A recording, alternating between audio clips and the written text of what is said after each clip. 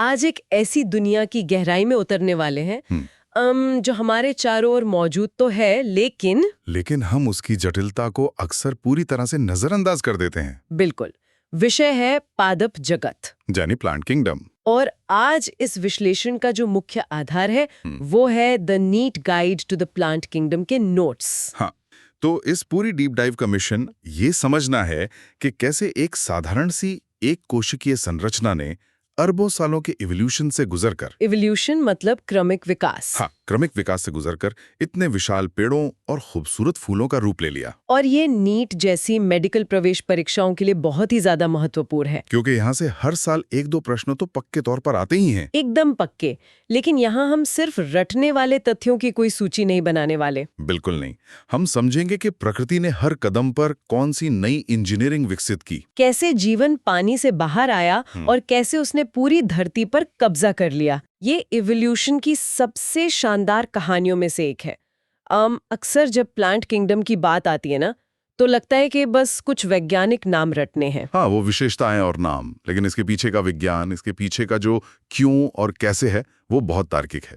प्रकृति बिना किसी ठोस कारण के कोई बदलाव नहीं करती। एकदम सही। पानी में तैरने वाले एक छोटे से शैवाल से लेकर जमीन पर सीधे खड़े होने वाले देवदार के पेड़ तक, हर बदलाव किसी बड़ी चुनौती का समाधान था।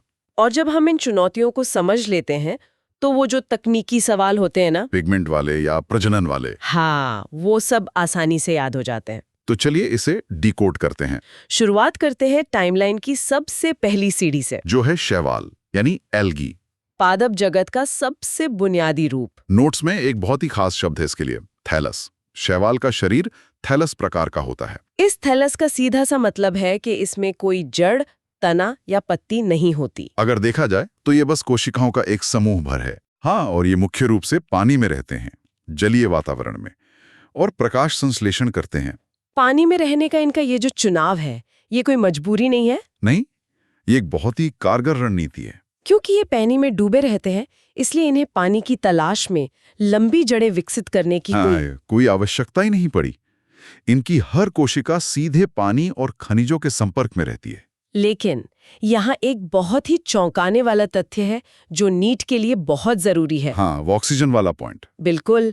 पृथ्वी के वायुमंडल में आधे से अधिक ऑक्सीजन इन्हीं सूक्ष्म शैवालों द्वारा बनाई जाती है। ये सच में हैरान करने वाला है। दुनिया भर के विशाल जंगल मिलकर जितनी ऑक्सीजन नहीं बनाते हैं, उससे कहीं ज्यादा ऑक्सीजन ये साधारण से दिखने वाले शैवाल पैदा करते हैं। इतनी सरल संरचना और पृथ्वी पर जीवन को बनाए रखने का इतना बड़ा काम।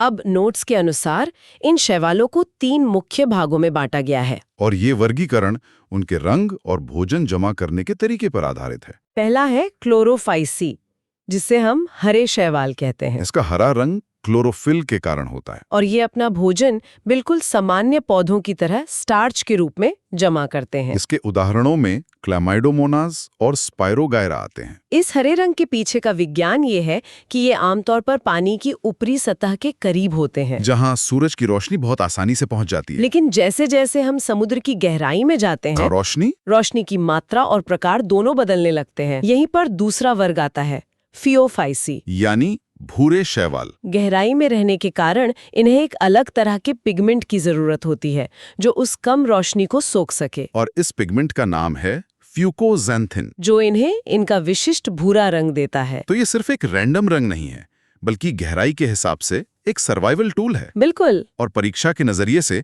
इनका भोजन जमा करने का तरीका भी बहुत पूछा जाता है। हरे शैवाल जहां साधारण स्टार्च बनाते हैं, वहीं ये भूरे शैवाल जटिल कार्बोहाइड्रेट्स के रूप में भोजन जमा करते हैं, जिसे मैनिटॉल या लैमिनेरिन कहा जाता है। सर्गासाम और लैमिनेरिया इसके प्रमुख उदाहरण हैं। लैमिनेरिया तो इतने विशाल हो सकते हैं कि समुद्र के अंदर इनके पूरे के पूरे जंगल पाए जाते हैं, जिन्हें केल्प फॉरेस्ट कहते हैं ना। हाँ, केल्प फॉरेस्ट, समुद्र के अंदर के जंगल। ये कल्पना ही अद्भुत है। और फिर इसी गहराई के खेल में तीसरा वर्ग आता है, रोडोफाइसी, लाल शैवाल। लाल रंग के पीछे भी एक विशेष पिगमेंट है, फाइकोएरिथ्रिन। ये पिगमेंट नीले प्रकाश को सोखने में माहिर होता है, जो समुद्र की सबसे अधिक गहराई तक पहुंचने वाली रोशनी है। मतलब लाल शैवाल समुद्र की उस गहराई में जिंदा रह सकते हैं जहां हरे या भूरे पनप ही नहीं सकते। और इनके भोजन संचय का तरीका है फ्लोरिडियन स्टार्च, जो संरचना में काफी हद तक ग्लाइकोजन जैसा होता है। पॉलीसाइफोनिया और जेलेडियम इसके उदाहरण हैं जिनसे अगर अगर जैसी चीजें बनती हैं जो लैब में बहुत काम आती हैं। तो ये तो थी पानी के अंदर की दुनिया। जीवन आराम से चल रहा था। लेकिन प्रकृति नई सीमाओं को लांघने का प्रयास करती ही है। पानी के बाहर सूखी जमीन एक बड़ा खाली कैनवस थी, जहां सूरज की रोशनी भरपूर थी, लेकिन पानी की भयंकर कमी। जमीन पर कब्जा करने के लिए क्रमिक विकास ने अपनी अगली चाल चली, और ये थी ब्रायोफाइटा। विकास का ये चरण बहुत ही क्रांतिकारी है। नोट्स में इसके लिए एक बहुत दिलचस्प टाइटल है, प्लांट किंगडम का एम्फीबियन। पादप जगत के उभयचर। उभयचर सुनते ही दिमाग में सबसे पहले मेंढक आता है, जो जमीन और पानी दोनों जगह रह सकता है। पौधों की दुनिया में ब्रायोफाइटा का भी ठीक यही काम है। अगर हम इसे बड़ी तस्वीर से जोड़कर देखें तो ऐसा क्यों है कि इन्हें ये नाम मिला? ये एक संघर्ष की कहानी है। ये जमीन पर आ गए, नम या छायादार जगहों पर उगने लगे। लेकिन इनके सामने एक बड़ी तकनीकी समस्या थी। जमीन पर रहने के बावजूद प्रजनन के लिए इन्हें पानी पर निर्भर रहना पड़ता था। अपने नर युग्मक को मादा तक पहुंचाने के लिए। इनके नर युग्मकों को तैरकर मादा तक जाना होता है, और बिना पानी के ये संभव नहीं है। इसीलिए ये जमीन पर रहकर भी पानी के गुलाम बने रहे। और इनकी चुनौतियां यही खत्म नहीं होती, इनमें जाइलम और फ्लोएम भी अनुपस्थित होते हैं। मतलब जमीन से पानी खींचकर पौधे के ऊपरी हिस्से तक पहुंचाने के लिए कोई पाइपलाइन नहीं है। इसी कमी के कारण ब्रायोफाइटा कभी बहुत ऊंचे पेड़ नहीं बन पाए। ये जमीन से चिपके हुए बहुत छोटे कद के पौधे होते हैं। गुरुत्वाकर्षण के खिलाफ पानी ऊपर धकेलने की ताकत नहीं है इनमें। यहाँ नीट की तैयारी करने वालों के लिए कॉन्सेप्ट है जो अक्सर सिरदर्द बन जाता है, गैमीटोफाइट और स्पोरोफाइट अवस्था। नोट्स में साफ लिखा है कि ब्रायोफाइटा के जीवन चक्र में गैमीटोफाइट अवस्था प्रमुख होती है। इसे थोड़ा आसान भाषा में समझते हैं। सोचिए कि किसी इमारत को बनाने का एक ब्लूप्रिंट है, एक नक्शा। हम इंसानों में या बड़े पेड़ों में हर कोशिका के पास पूरा नक्शा होता है, जिसे डिप्लॉइड कहते हैं। लेकिन ब्रायोफाइटा का जो मुख्य पौधा हमें दिखता है वो अगुणित या हैप्लॉइड होता है। यानी उसके पास सिर्फ आधा नक्शा होता है। ये एक बहुत ही आदिम और पुरानी व्यवस्था है। ये ब्लूप्रिंट वाली एनालॉजी बहुत सटीक है। आधा नक्शा यानी गेमेटोफाइट। ब्रायोफाइटा का पूरा जीवन इसी आधे नक्शे पर टिका होता है, जो इसे इवोल्यूशन में पुराने और कम विकसित पौधों की श्रेणी में रखता है। रिक्सिया, मार्केंशिया और फ्यूनेरिया इसके समूह का हिस्सा हैं, जिन्हें परीक्षा के लिए याद रखना जरूरी है। लेकिन प्रकृति को ऊंचाइयां छूनी थी। जमीन पर रेंगने वाले छोटे पौधों से काम नहीं चलने वाला था। जमीन के अंदर गहराई से पानी निकालकर उसे हवा में ऊंचाई तक पहुंचाने के लिए एक बड़े इनोवेशन की जरूरत थी। और ये इनोवेशन लेकर आया विकास का अगला चरण, टेरिडोफाइटा। टेरिडोफाइटा का जमीन पर आना बिल्कुल वैसा ही था जैसे किसी पुराने शहर में पहली बार आधुनिक प्लम्बिंग और पाइपलाइन बिछाई गई हो। क्रमिक विकास में ये पहले ऐसे पौधे थे जिनमें जड़, तना और पत्ती का स्पष्ट रूप दिखाई दिया। लेकिन जो चीज इन्हें सच में खास बनाती है वो है इनका संवहनी तंत्र, वैस्कुलर सिस्टम। नीट के दृष्टिकोण से ये सबसे महत्वपूर्ण बिंदु हैं। इन्हें फर्स्ट वैस्कुलर प्लांट कहा जाता है, क्योंकि इनमें पहली बार जाइलम और फ्लोएम उपस्थित होते हैं। जाइलम वो पाइपलाइन बन गया जो जड़ों से पानी को गुरुत्वाकर्षण के विपरीत खींचकर पत्तियों तक पहुंचाने लगा। और फ्लोएम वो डिलीवरी सिस्टम बन गया जो पत्तियों में बने खाने को पौधे के बाकी हिस्सों तक ले जाने लगा। इस एक सिस्टम ने पादप जगत में तहलका मचा दिया। अब पौधों को जमीन से चिपके रहने की जरूरत नहीं थी। वे सीधे खड़े होकर आसमान की तरफ बढ़ने लगे। और ये प्लम्बिंग सिस्टम इतना सफल हुआ कि लाखों साल पहले, जब डायनासोर भी नहीं थे, तब पृथ्वी पर टेरिडोफाइटा के विशालकाय जंगल हुआ करते थे।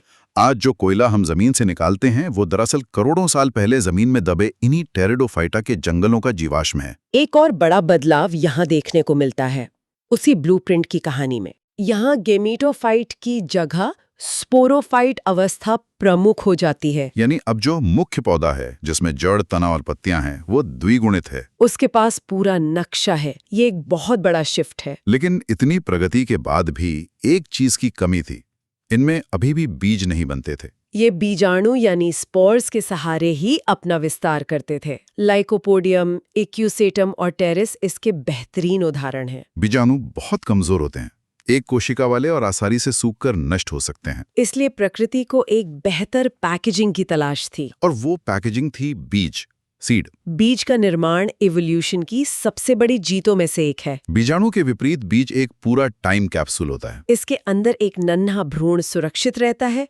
खाने पीने का इंतजाम होता है और बाहर से एक मजबूत आवरण होता है। ये सालों तक बिना पानी के भयंकर गर्मियों या कठोर सर्दियों में भी जीवित रह सकता है। और अनुकूल मौसम आने पर ही अंकुरित होता है। यहाँ पर एक बहुत ही दिलचस्प बात आती है। बीज का आविष्कार जिस समूह ने किया उसे हम कहते हैं जिम्नोस्पर्म। शब्द को तोड़कर देखें तो जिम्नोस का अर्थ है नग्न और स्पर्मा का अर्थ है बीज। नग्न बीज वाले पौधे।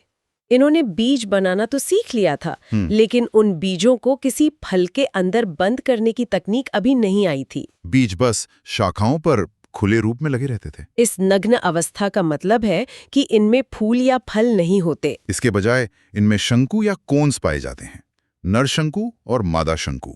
अगर किसी पहाड़ी या ठंडे इलाके की कल्पना करें जहां बर्फ गिरती है, तो वहां जो ऊंचे और नुकीली पत्तियों वाले पेड़ दिखते हैं, जैसे चीड़ या देवदार, वो जिम्नोस्पर्म ही हैं। इनकी सुई जैसी पत्तियां और लकड़ी के शंकु इन्हें बर्फ और ठंडी हवाओं से बचाते हैं। ये बहुत ही कमाल का अडेप्टेशन है। साइकस, पाइनस और गिंको इसके सबसे प्रसिद्ध उदाहरण हैं। गिंको तो इतना पुराना है कि इसे अक्सर जीवित जीवाश्म या लिविंग फॉसिल कह दिया जाता है। डायनासोर के युग से लेकर आज तक इसमें कोई खास बदलाव नहीं आया। ये जिम्नोस्पर्म के सर्वाइवल का बहुत बड़ा सबूत है। बीज का आना एक बड़ी सफलता थी, लेकिन नग्न बीज होने की वजह से कई बीजों को जानवर खा जाते थे या मौसम की मार से नष्ट हो जाते थे।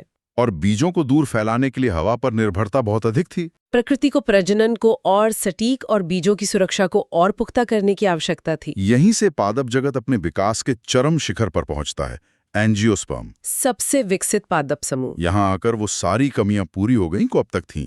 बीज अब नग्न नहीं रहे, वे एक फल के अंदर सुरक्षित हो गए। और दुनिया में पहली बार फूल खिले। फूल सिर्फ सजावट की चीज नहीं है, ये प्रकृति की सबसे उन्नत प्रजनन मशीनरी है। फूलों ने जानवरों और कीड़े मकोड़ों को आकर्षित करने का पूरा तंत्र विकसित कर लिया। खुशबू और मकरंद का लालच देकर अपना पराग एक जगह से दूसरी जगह ले जाने के लिए मजबूर कर दिया। ये एक बहुत शानदार पार्टनरशिप है। और नीट के नजरिए से बात करें तो एंजियोस्पर्म का एक बेहद खास फीचर है डबल फर्टिलाइजेशन। भी निषेचन। ये केवल और केवल एंजियोस्पर्म में पाया जाता है। ये डबल फर्टिलाइजेशन का कॉन्सेप्ट सुनने में थोड़ा जटिल लगता है। इसका सीधा मतलब क्या है? क्या 2 बार निषेचन हो रहा है? हाँ बिल्कुल। जब परागकण फूल के मादा हिस्से तक पहुंचता है तो वो 2 नर युग्मकों को अंदर छोड़ता है।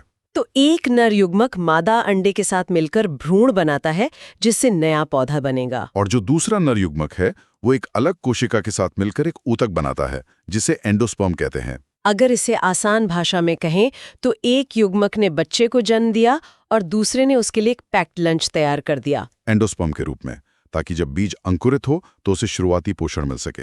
ये सच में एक मास्टर स्ट्रोक है।